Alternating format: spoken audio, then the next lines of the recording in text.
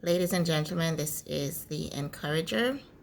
I'm here again, continuing with the reading of the book of Revelation. The last reading was Revelation chapters 12 and 13. Today I'm concentrating on chapter 14, so I'll be reading chapter 14. However, I'm just going to quickly jump back to chapter 13 just to point out, just for reference, one of the verses. And so in chapter 13, verses 16, it reads that, of course, you would need to read the entire chapter, like 13, to get it all. But verse 16 reads, "And he causeth all, both small and great, rich and poor, free and bond, to receive a mark in their right hand or in their foreheads."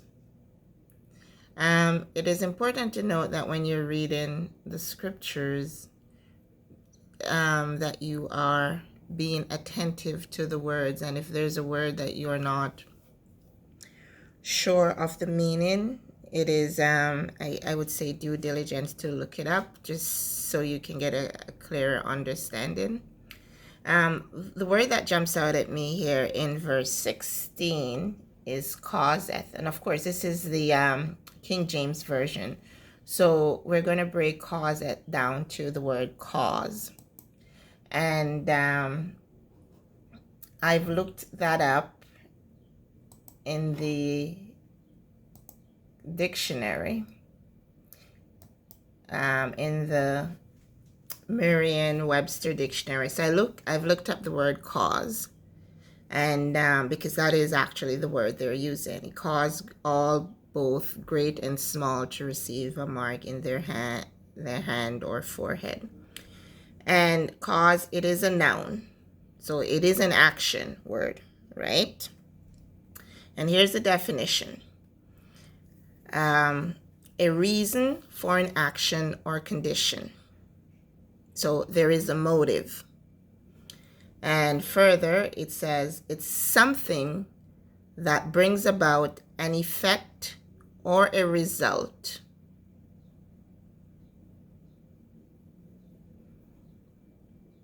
So I'd like you to pay attention to that.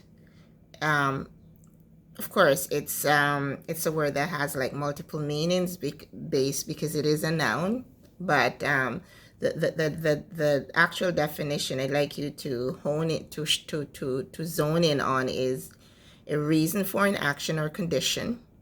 So there is a motive regarding what someone is causing you to do or pushing you to do without actually pushing you to do. A condition is created. And B, it is something that brings about an effect or a result. So that's chapter 13, and the verse that I'm zoning in on is verse 16. So have a look at that and consider. Of course, look through the spiritual eye, but also the physical eye, and consider what is happening in the world globally. Okay, so I just wanted to just bring that to your attention, because I know sometimes we read and we rush through, but these days when you read, I encourage you to just zone in on every word, and you will get a clear understanding, because the Bible is prophetic. It speaks of things that has already happened, or things that are coming, or things that is actually happening in the present. But so many times we rush through and we don't pay attention. So please pay attention, because these things are upon us. But many will miss it, or many are missing it. simply because they're not paying attention. They're refusing to pay attention. So I just wanted to drop that just before I read chapter 14. So here I am with Revelation chapter 14, and I'm reading today from the King James Version. Chapter 14. And I looked, and lo, a Lamb stood on the Mount Zion, and with him 144,000, having his Father's name written in their foreheads. And I heard a voice from heaven, as the voice of many waters, as the voice of a great thunder. And I heard the voice of harpers harping with their harps. And they sang as it were a new song before the throne, and before the four beasts and the elders. And no man could learn that song but the 144,000 which were redeemed from the earth. These are they which were not defiled with women, for they are virgins. These are they which follow the Lamb whithersoever he goeth. These were redeemed from among men, being the firstfruits unto God and to the Lamb. And in their mouth was found no guile, for they are without fault before the throne of God. And I saw another angel fly in the midst of heaven, having the everlasting gospel to preach unto them that dwell on the earth, and to every nation and kindred and tongue and people, saying with a loud voice, Fear God, and give glory to him, for the hour of his judgment is come, and worship him that made heaven and earth and the sea and the fountains of water. And there followed another angel, saying, Babylon is fallen, that great city, because she made all nations drink of the wine of the wrath of her fornication. And the third angel followed them, saying with a loud voice, If any man worship the beast and his image, and receive his mark in his forehead or in his hand, the same shall drink of the wine of the wrath of God, which is poured out without mixture into the cup of his indignation.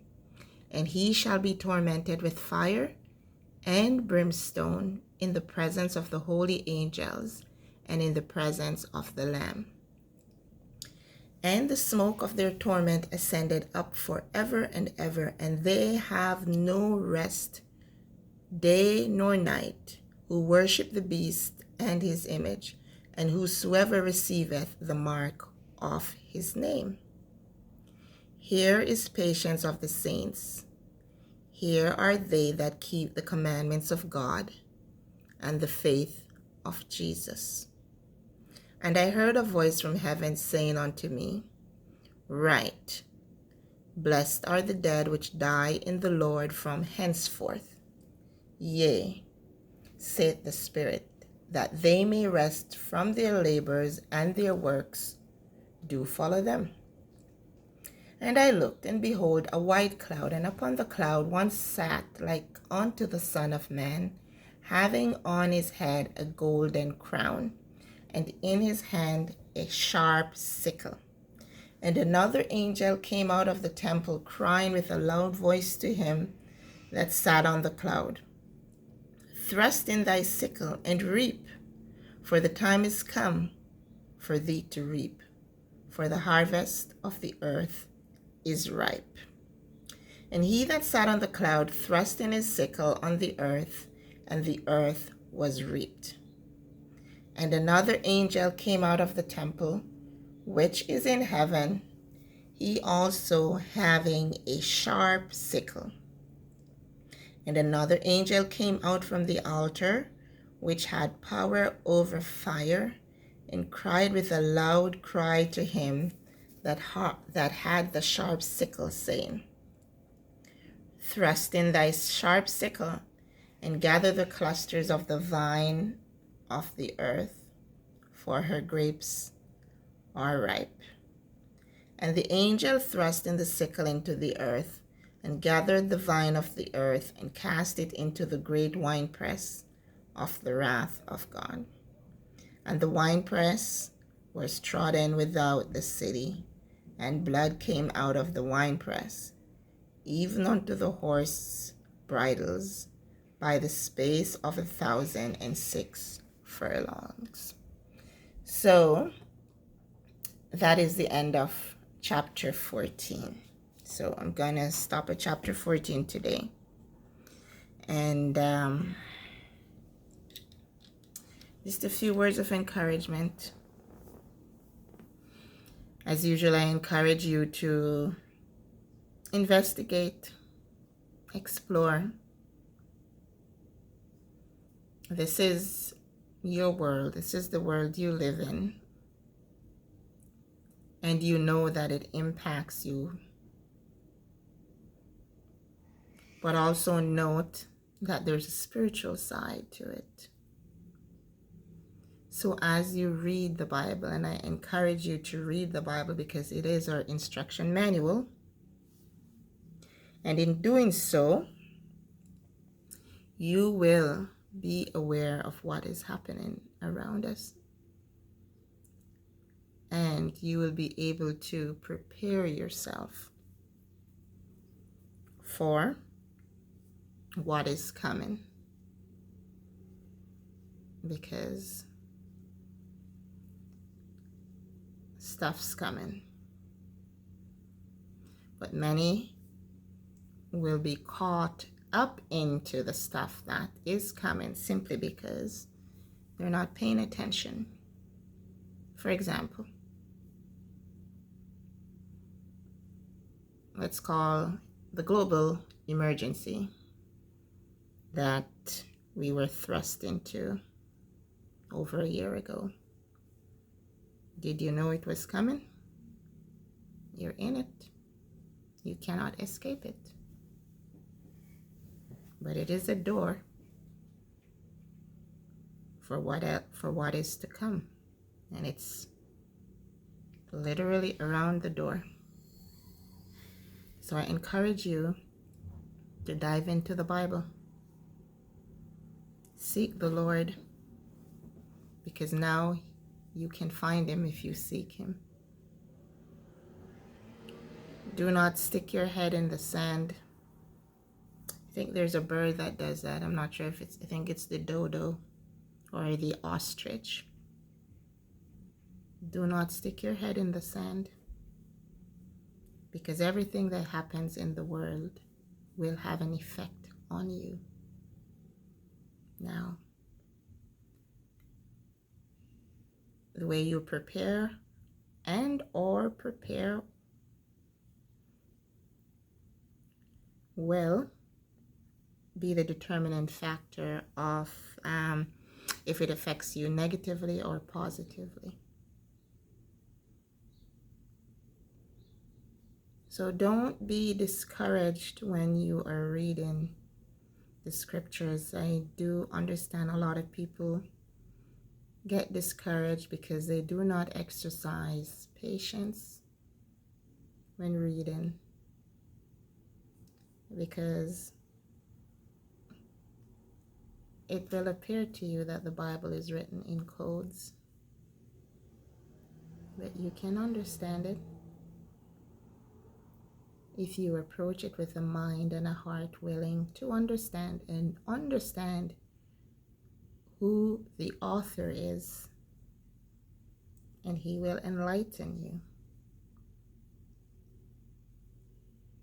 So I encourage you to explore. Jump in the Bible. Prepare yourself. This is a warning. Prepare yourself. You may be thinking it's, I know some people think about when they hear certain things and they'll put a term on it, and one of the widely used term right now is fear mongering. But if I can put a fear in you, or activate a fear to seek the Lord, and you take heed on that and allow yourself to be informed, then I do believe that is a good thing. The fear of this nature. Because whether you believe it or not, the earth belongs to the Lord and the fullness thereof. Presently, the earth is hijacked by another power. And you'll only understand that when you get into the Bible. And you may be sitting and thinking and hoping and waiting to get back to your normal. You will never get back to your normal.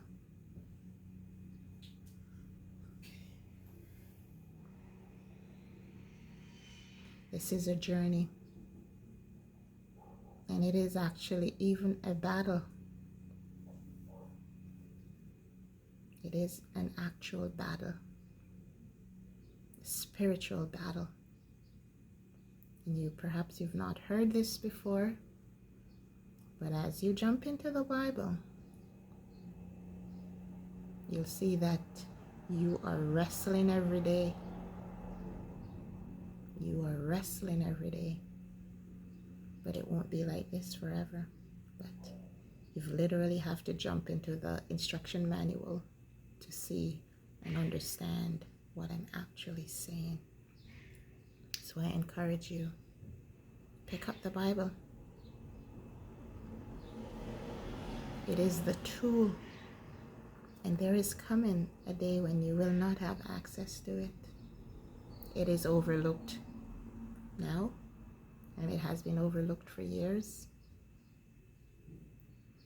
But there is coming a day, and perhaps you cannot see it now because, of course, you're looking through the physical eye. That you're going to want the Bible, and you're not going to have the Bible. So while you have time, and you have time because you're hearing my voice, I encourage you, do not delay. You have time.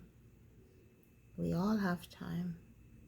The very fact that we are breathing, we have time. But we won't always have time.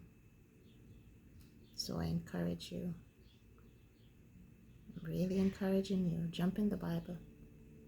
If you want to jump, if you have not read a single verse in the Bible and right now you want to jump to the book of Revelation, and many people shy away from it because it scares them. Yes, it should scare you.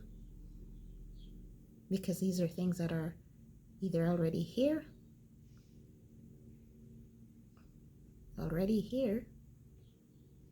not completely manifested yet. But when you get into the Bible and you see these things, you'll know how to prepare and what to do. The heavens declare the glory of God. God is. He's not a puppeteer. So he's waiting on people to call him, to come to literally call him. And because he does not want anyone to perish, he's still waiting. His patience translates to salvation for us. But I assure you, his patience is running out. Doesn't mean he doesn't love, doesn't mean he doesn't care. But many times when we think of the Lord Jesus Christ, we're thinking of him in a cradle, and he's soft and he's loving, and he is those things. But you're not seeing the other side of him. He's also our judge, and we will be judged. But there's a lot of things you can escape. You can escape. He's the way of escaping. So you simply have to go to him. So I encourage you today, go over the scriptures. Even if you go over chapters 13, or let's jump back to 11, 12, 13. Just read it. See where we're at and see where we're going, because we ain't standing still. This is an encouragement for you to investigate, explore. You will discover. Your eyes will be opened, but only if you dive in. This is your journey. So do not allow the spirit of I'm not even sure if this is a word. Do not allow yourself to be overwhelmed, because we do get overwhelmed by the scenarios and the situation that life presents. But Jesus calms. He will calm your heart and your nerves. Just simply ask him to. And I find that a lot of time when there are people that get overwhelmed, they choose to exit themselves from this life, not knowing that is not the solution, and closing your eyes to this world is temporary. So seek God while you have time, because he's the one that gives time. And one day, he's going to say your time is up. That is raw truth.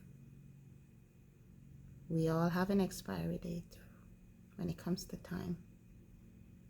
So you have time to explore. This is your journey. No one can do it for you but you. And you have there's a destination ahead for you. And the choices that you make determines your destination. So again, explore, investigate, watch what is happening, read your Bible, and understand. This is the encourager, hoping that you will take a step and explore your world to discover who and whose you are, and where you're going, and the steps that you need to take. Have a wonderful week. God bless.